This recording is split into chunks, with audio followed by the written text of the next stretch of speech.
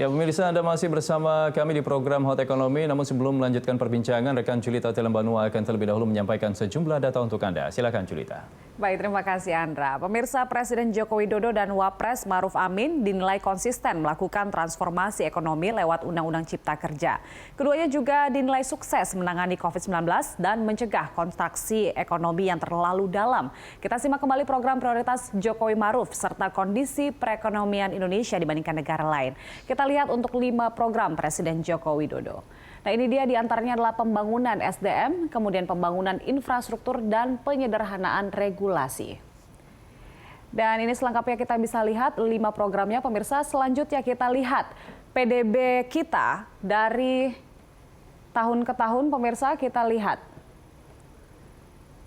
Nah, ini dia proyeksi pertumbuhan ekonomi Indonesia sejak tahun ini dan juga untuk tahun depan proyeksinya. Kita lihat pada Q3 2020 pemirsa ada di minus 2,9% sampai dengan 1%.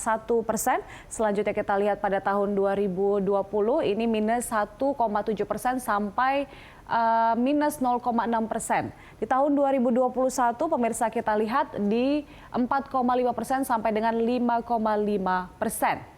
Dan selanjutnya pemirsa, kita lihat untuk pertumbuhan ekonomi Indonesia year on year sejak kuartal 1 2019 ada di 5,07% dan di kuartal 2-nya ada di angka masih stabil 5,05%. Di kuartal 3 2019 ada di 5,02% dan kuartal 4 2019 mulai mengalami penurunan di angka 4,97%.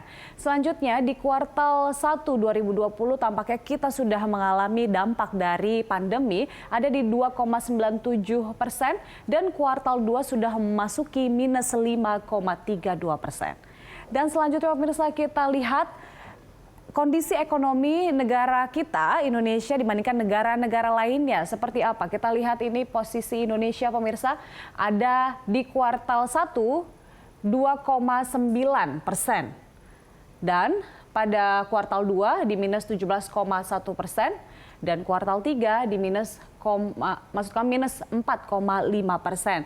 Jika maksud kami di minus 2%, nah ini untuk proyeksi kuartal 3-nya.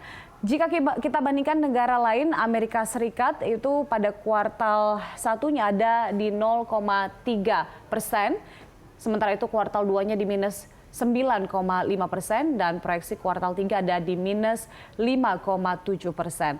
Kalau kita bandingkan dengan negara tetangga yang terdekat yaitu Malaysia, Indonesia dengan Malaysia kita bisa lihat ini perbedaannya. Untuk kuartal 1 Malaysia ada 0,7% pada kuartal 1, kuartal 2-nya di minus 17,1%. Kita lihat bagaimana perbandingannya antara Indonesia dan Malaysia dan kuartal ketiganya itu ada di minus 4,5%.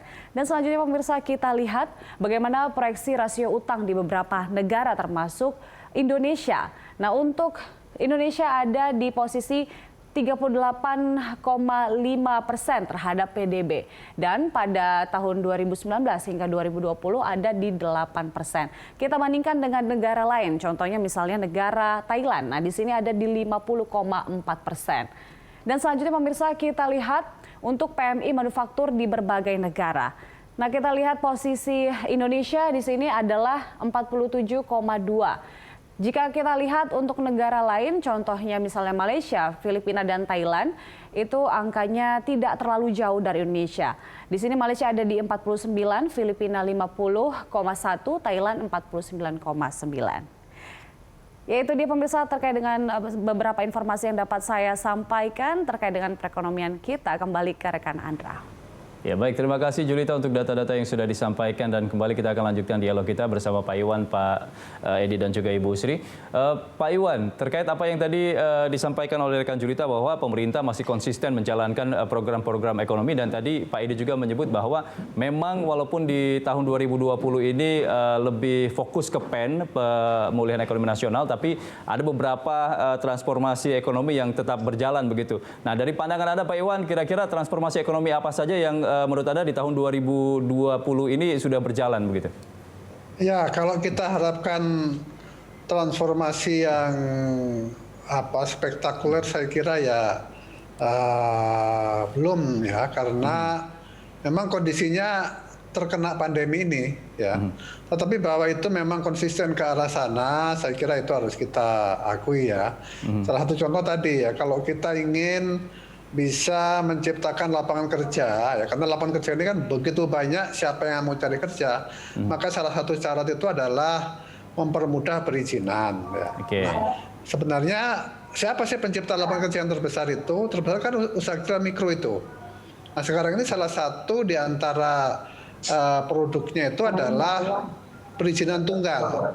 Nanti kalau UMKM itu izinnya satu, tapi itu berlaku bagi semua hal gitu ya. Ini yang saya kira kita harapkan nanti implementasinya di lapangan memang itu betul-betul bisa dijalankan gitu ya. Jangan sampai nanti muncul lagi perizinan baru, beban-beban baru gitu. Ini yang saya kira penting ya. Untuk infrastruktur saya kira memang ada pengurangan karena kemarin ada refocusing kan. Ada sebagian dari anggaran yang harus dialokasikan untuk stimulus.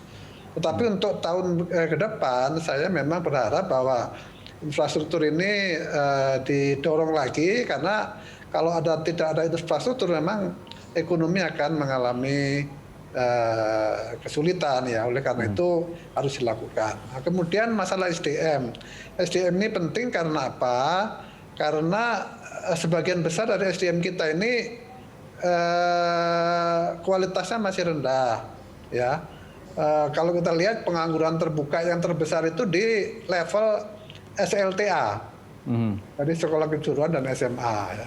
Ini yang saya kira nanti harus diberikan bobot agar mereka betul-betul bisa ditingkatkan kualitinya sehingga bonus demografi ini betul-betul menjadi bonus gitu. Jangan nanti malah sebaliknya menjadi beban, keburu tua belum sempat dia menabung yang justru nanti menjadi beban bagi generasi berikutnya. Ini saya kira hal-hal yang memang tentu kita satu lagi yang kita harapkan adalah recovery ya. Saya kira semua pelaku usaha ini sekarang mengalami kondisi yang sangat susah. Untuk bangkit lagi ini, baik itu usaha mikro, usaha kecil, usaha menengah maupun yang besar, ini memerlukan dorongan lagi agar didorong bisa melakukan recovery dengan berbagai macam kemudahan. Kemudahan itu satu adalah bagaimana membantu mereka mereduksi, menurunkan biaya. Yang kedua menciptakan daya beli, pasar bagi mereka. Ini kalau itu dilakukan saya kira kita semua ya tentu kalau pelaku usaha itu harus selalu optimis dalam keadaan apapun harus hidup. Kalau enggak dia mati siapa yang nolong gitu. Iya, tapi Pak Iwan ini kan kunci dari bangkitnya kembali ekonomi kita adalah bisa mengatasi pandemi COVID-19 di tanah air ini. Nah ini menurut Anda seperti apa penanganan COVID-19 di tanah air? Apakah itu betul, itu nomor satu dari semua prioritas itu nomor satu. Prioritas pertama adalah penanganan kesehatan ya karena sumber permasalahan kan di situ. Saya selalu ibaratkan kaleng bocor gitu ya. Kalau dikasih BLT berapapun, kalau kalengnya masih bocor ya habis saja gitu. Itu nambalnya itu adalah di kesehatan itu. Oleh karena itu saya kira Triple T dan Triple M itu harus menjadi gerakan nasional dari seluruh lini ya, tracing, testing, tracing dan treatment ya, kemudian pakai masker, jaga jarak dan cuci tangan ya itu saya kira kunci kita dan kita harapkan itu menjadi priority ya. Kalau itu diselesaikan, saya kira ekonomi itu kan terdampak dari kesehatan itu. Ya ini ada data yang saya dapat dari Indef mengatakan bahwa justru untuk anggaran atau stimulus ke kesehatan ini malah lebih kecil dibanding untuk korporasi begitu. Apakah ini memang pemerintah kita masih lebih mementingkan dulu ekonomi dibanding kesehatannya begitu? Kesehatan kan sudah dinaikkan dari 87 tambah lagi menjadi 150. Yang justru kita ingin tegaskan itu adalah realisasinya gitu loh. Realisasinya ini kan masih lambat ya. Untuk korporasi juga lambat itu kan.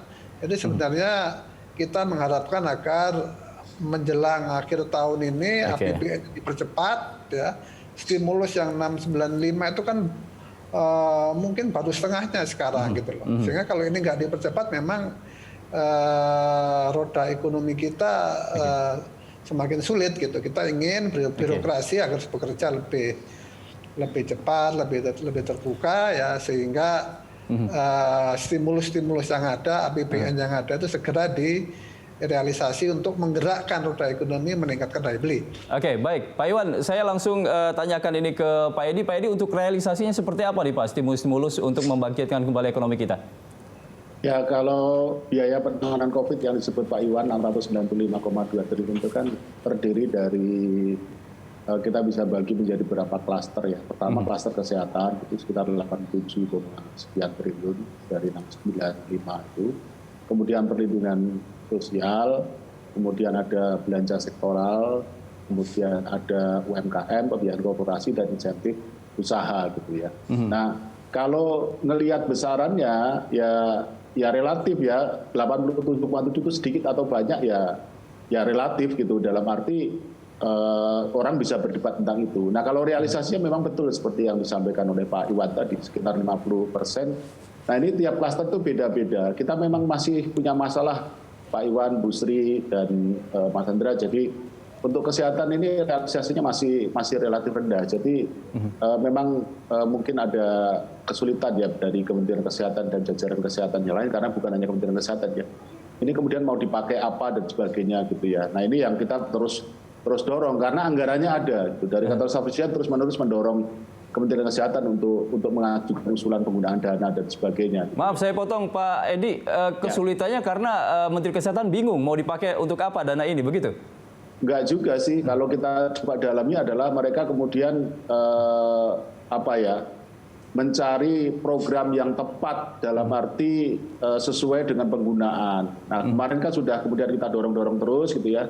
Nah, mereka sih sebenarnya tahu juga ada masalah prosedur-prosedur juga khas birokrasi kita, bahwa ini masalah pengadaannya juga tidak semudah yang kita bayangkan dan sebagainya. Ada unsur, tapi sudah banyak saya kira yang bisa dilakukan seperti belanja untuk vaksin dan sebagainya gitu. Jadi ini kita harapkan akan segera mengalami peningkatan. Tapi terus terang memang penyerapan di klaster kesehatan memang tidak terlalu bagus. Nah, yang terbagus di perlindungan sosial ya, bansos itu relatif bagus, juga di UMKM ya. Di UMKM itu juga penyerapannya tinggi.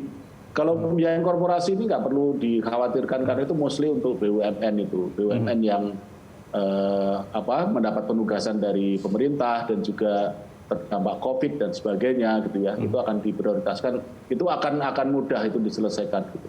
Nah, kalau insentif usaha itu kan mostly pajak ya, insentif pajak itu tergantung kepada pengajuan memang. Itu juga realisasinya nggak terlalu tinggi tapi tidak bisa diapa-apain karena itu sifatnya keringanan pembayaran pajak yang sesuai dengan pengajuan gitu. Jadi secara umum memang betul seperti yang disampaikan Pak Iwan ya, mungkin sekitar 50% sekarang untuk posisi sekarang karena tanggal 14 itu 47,7% ya.